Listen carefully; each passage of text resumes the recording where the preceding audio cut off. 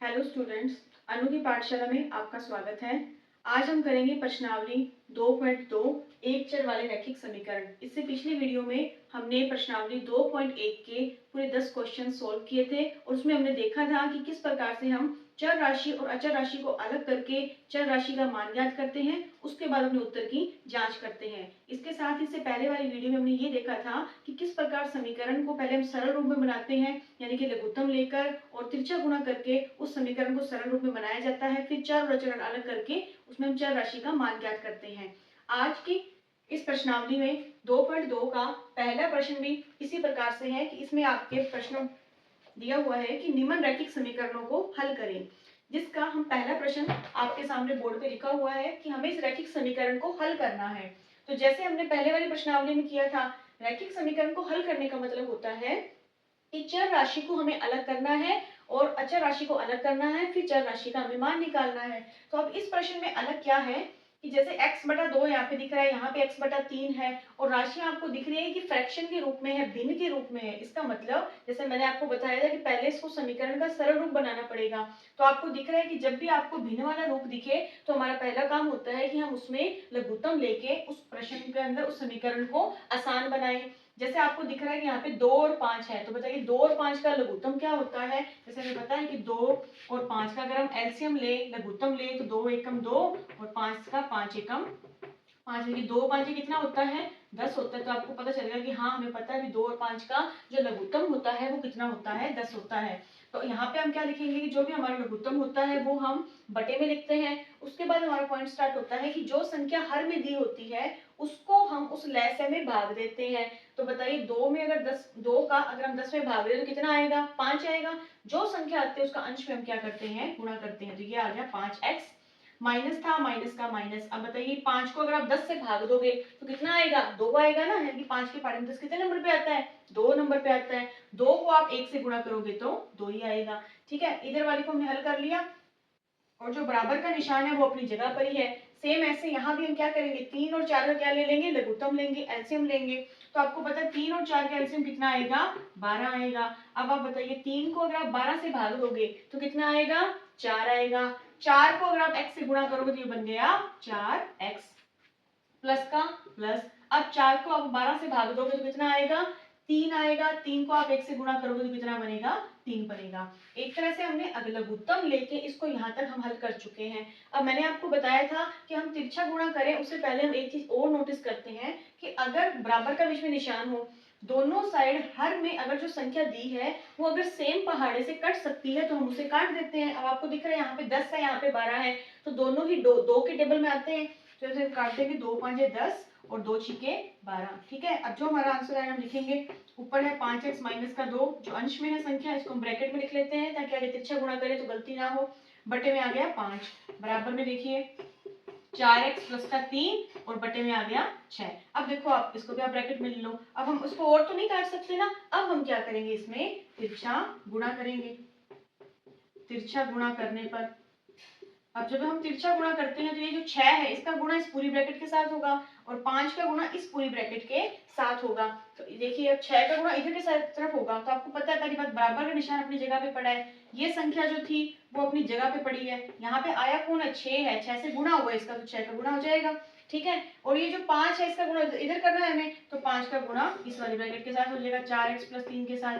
अब देखिए इसको हम आगे हल करते हैं। यहाँ पे क्या है 6 है, पूरी ब्रैकेट के बाहर है और मैंने आपको बताया था कि ब्रैकेट के अंदर जो संख्या होती है उन सभी संख्याओं के साथ जो होता है बाहर वाली संख्या का गुणा होता है, जिसको हम आगे अब सॉल्व कर रहे हैं। और इधर चल रहा है हमारे 5 ब्रैकेट में 4x प्लस का 3। अब देखिए कैसे हम इसको हल करेंगे, बाहर 6 है ना, तो इस 6 का मल्टीप्लाई इस संख्या के साथ भी होगा और उसके बाद इसके साथ भी होगा। देखिए 6 को 5 से गुणा करो, 6 5 जा 30 और x को भी साथ में था तो x भी आएगा, क्योंकि दोनों रकम प्लस की थी तो प्लस प्लस प्लस ही होता है। आगे देखिए, अब आगे करो 6 को 2 से करोगे तो 6 दूनी 12, तो आगे पर निशान किसका आएगा प्लस माइनस माइनस का। ठीक है, हमने ब्रैकेट को सॉल्व करके इसको हल किया। अब आगे देखिए सेम ऐसे यहाँ करेंगे, 5 का मल्टीप्लाई पहले इस पूरी संख्या से होगा, तो 5 चौका 20 और x का x आएगा, फिर प्लस का प्लस है क्योंकि प्लस प्लस प्लस ही होते हैं, और 5 को 3 से करेंगे तो कितना आ जाएगा, 15 आ जाएगा। ठीक है, अब देखिए इस समीकरण को हमने एक सरल रूप बना लिया ना थोड़ा। अब हम चर राशि को इसमें अलग कर सकते हैं और अचर राशि को अलग कर सकते हैं। तो देखिए 30x बड़ा है क्योंकि यहाँ पे 20x है, तो हम 30x को अपनी जगह से नहीं लाएंगे, वो अपनी जगह पे रहेगा। 30x अपनी जगह पे पड़ा था, ठीक है भाई। 20x यहाँ प्लस का था, इधर आएगा तो किसका हो जाएगा, माइनस का 20x होगा, बराबर का निशान है ही बीच में। 15 अपनी जगह पे पड़ा ही है, माइनस का 12 उधर जाके किसका हो जाएगा, प्लस का 12 हो जाएगा। ठीक है, अब देखिए प्लस माइनस माइनस, इसका मतलब 30x में से 20x जाएंगे तो कितने बचेंगे, 10x बचेंगे, और वो भी किसके, प्लस के बचेंगे क्योंकि प्लस की रकम बड़ी है। और यहाँ पे देखिए प्लस प्लस प्लस ही होते हैं, या 15 में 12 को अगर आप जोड़ोगे तो कितना आ जाएगा, 27 आ जाएगा। अब हमें तो चर राशि का मान निकालना है, यानी कि x का मान निकालना है, तो 10 इसके साथ गुणा में है, उधर जाएगा तो भाग में हो जाएगा, तो ये आ जाएगा 27/10। ठीक है, अब आप चाहो तो इतना आंसर लिख दो, और बाकी हमें पता है कि अगर बटे में 10 आया, यानी कि जब भी आपको हर वाली संख्या में 10, 100, 1000 ऐसा कुछ दिखे तो उसको भाग नहीं देना। बटे में जितनी जीरो होती है ना, अंश के अंदर उतने अंक छोड़ के हमें दशमलव लगाने होते हैं। जैसे यहाँ पे 1 जीरो बना, तो यहाँ पे इकाई वाले अंक से शुरू हो जाओ, एक अंक छोड़ के दशमलव लगा दो, तो यानी कि ये कितना बन जाएगा, 2.7, और यही हमारा उस चर राशि का क्या आ जाएगा, मान आ जाएगा। क्योंकि हमें इस वाले प्रश्नों के अंदर 2.2 के अंदर उत्तर की जांच नहीं करनी है, सिर्फ और सिर्फ रैखिक समीकरण को हल करना है। तो इसके लिए हमने क्या किया, पहले उसमें लघुत्तम लेके उसको थोड़ा आसान रूप बनाया, फिर तिरछा गुणा किया, तिरछा गुणा करके ब्रैकेट को सॉल्व किया, और फिर चर राशि अलग की, अचर राशि अलग की, और हमारा x का मान कितना आ गया, 2.7। आई होप आपको ये प्रश्न समझ आ गया होगा। अब हम नेक्स्ट क्वेश्चन करेंगे।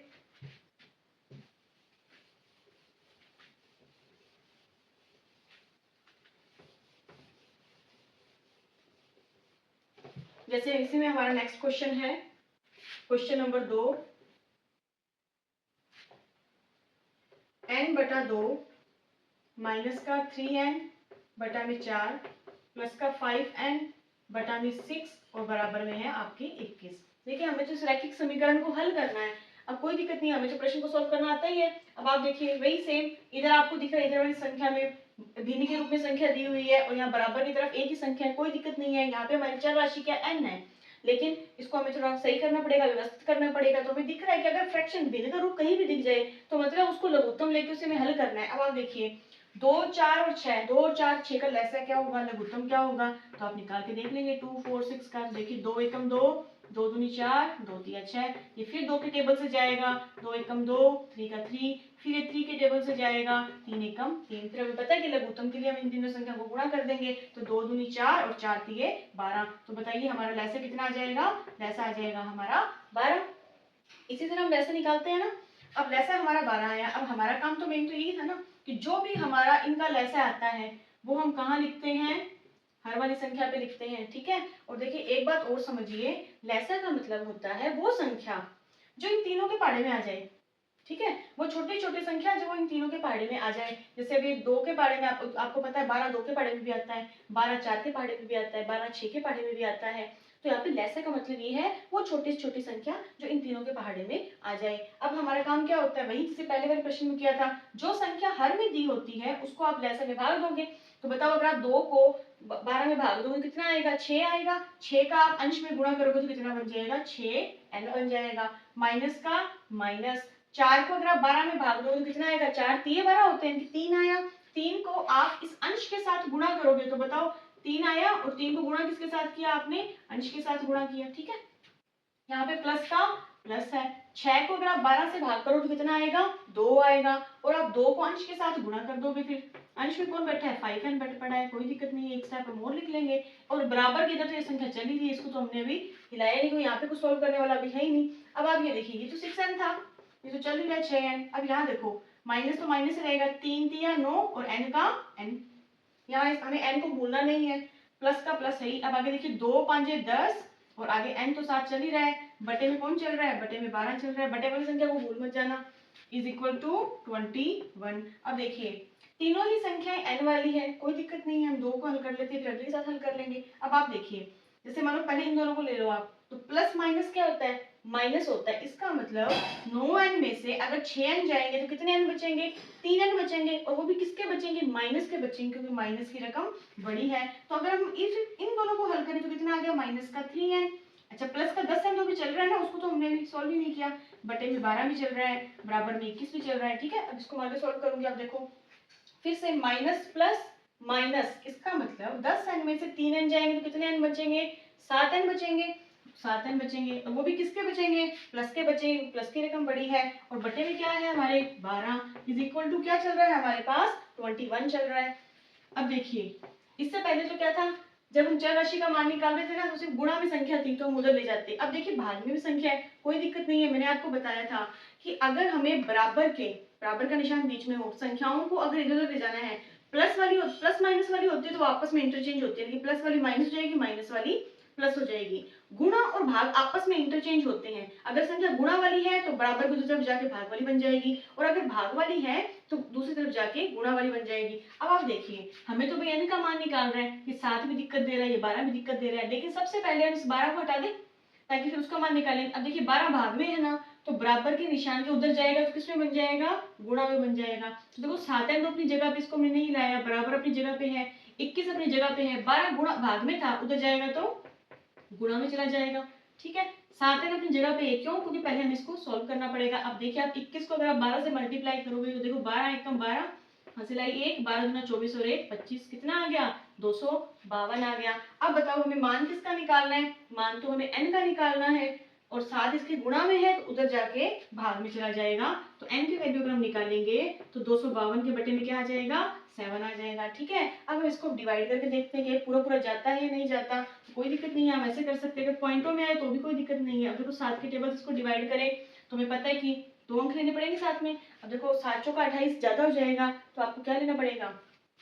7 या 21। अब आप देखिए 25 में से 21 गए तो 4 बचे, ऊपर से उतारा 2, क्या 7 के पढ़े में 42 आता है? आता है।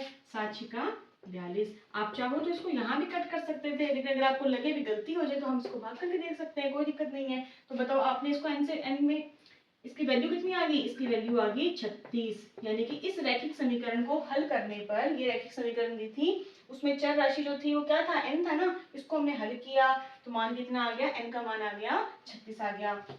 इसी प्रकार आपकी इस प्रश्नावली में आगे वाले प्रश्न है, यानी कि हमें क्या करना आना चाहिए? हमें ये पता होना चाहिए कि किस प्रकार से लघुत्तम लिया जाता है। ठीक है, किस प्रकार से हम तिरछा गुणा करेंगे, प्लस माइनस का ध्यान रखना है, चर राशि को अलग करना है, उसका मान निकालना है। आई होप आपको प्रश्न समझ में आ गया होगा। इसी के साथ हम अगला प्रश्न करेंगे।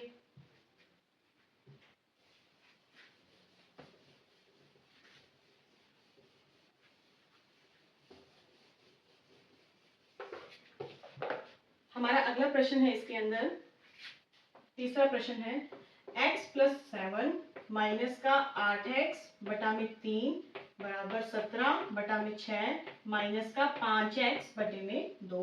कोई दिक्कत नहीं है, सेम वैसे वाले क्वेश्चन है लघुत्तम वाले। अब आपको दिख रहा है कि भाई इधर तो मैडम भिन्न वाली संख्या दिख रही है, फ्रैक्शन दिख रहा है, यहाँ से कुछ लग नहीं रहा भिन्न जैसा। कोई दिक्कत नहीं है, हमें पता है जिसके बटे में कुछ नहीं उसके बटे में 1 होता है। यहाँ 1 है, इसके बटे में हम वही वाला तरीका अपनाएंगे, सबसे पहले लघुत्तम लेंगे, हल करेंगे। अब देखो 1 है और 3 है, और मैंने आपको बताया था इससे पहले वाली वीडियो में कि अगर 1 के साथ कोई संख्या आ जाए तो हमेशा लघुत्तम वो संख्या होती है। तो आपको बताइए यहाँ पे लघुत्तम कितना आ जाएगा? यहाँ लघुत्तम 3 आ जाएगा। अब बताओ अगर आप 1 को 3 से भाग करोगे तो कितना आएगा? 3 आएगा। 3 को 1 से गुणा करोगे तो 3x आ जाएगा। ठीक है, प्लस का प्लस है। 1 को 1 के पड़े में 3 कितने नंबर पे आता? 3 नंबर पे। यहाँ से कर लो, 3 में भाग दो इसका तो कितना आएगा? 3 आएगा। 3 को 7 से गुणा करो, 3 7 21 आ जाएगा। माइनस का माइनस, 3 को 3 से भाग करोगे कितना आएगा? 1 आएगा। और किसी भी संख्या को 1 से गुणा करोगे तो वही संख्या वापस आएगी, यानी कि 8x का 8x रहेगा। इधर वाले को हमने क्या किया? लघुत्तम निकाल के सॉल्व किया। बराबर का निशान बीच में चल ही रहा है। यहाँ देखिए 6 और 2 है, तो बताओ क्या ले ले इसका लघुत्तम? चाहे 12 ले लो, दोनों के टेबल में आ रहा है। ठीक है, चाहे 6 ले सकते हो, सबसे छोटी संख्या। अच्छा 6 ले लिया हमने। बताओ 6 के पढ़े में 6 आता है, यानी कि 6 के पढ़े में से 6 को भाग दो, कितना आएगा? 1 आएगा ना। 1 को 17 से गुणा करोगे तो 17 आएगा। माइनस का माइनस, 2 को अगर 6 से भाग दोगे तो कितना आएगा? इसको भाग देने पे आएगा 3। 3 को अगर आप इससे गुणा करोगे तो 3 5 15, और x को गुणा नहीं है, x इसके साथ है। तो हमने सबसे पहले स्टेप में क्या किया? लघुत्तम लेके इसको थोड़ा सॉल्व कर लिया। ठीक है, अब हम इसमें तिरछा गुणा कर सकते हैं, और मैंने आपको बताया था तिरछा गुणा करने से पहले आप देखिए कि अगर हर वाली संख्या सेम पहाड़े से कटती है तो उसे काटेंगे। अब ये देखो 3 एकम 3 और 3 दूनी 6, कोई दिक्कत नहीं है। अब हम तिरछा गुणा कर सकते हैं और तिरछा गुणा भी मैंने आपको बताया था कि आप संख्याओं को ब्रैकेट में ले लीजिए ताकि हमें गलती ना हो। अब देखिए 1 का गुणा इधर होगा तिरछा गुणा में और 2 का गुणा इधर होगा अगर हम तिरछा गुणा करें तो। तिरछा गुणा करने पर अब आप देखिए 2 यहाँ पे था, इधर गुणा करना है तो पूरी ब्रैकेट के बाहर लिखा जाएगा। 3x + 21 - का 8x जो ब्रैकेट में चल रहा है बराबर अपनी जगह पे था।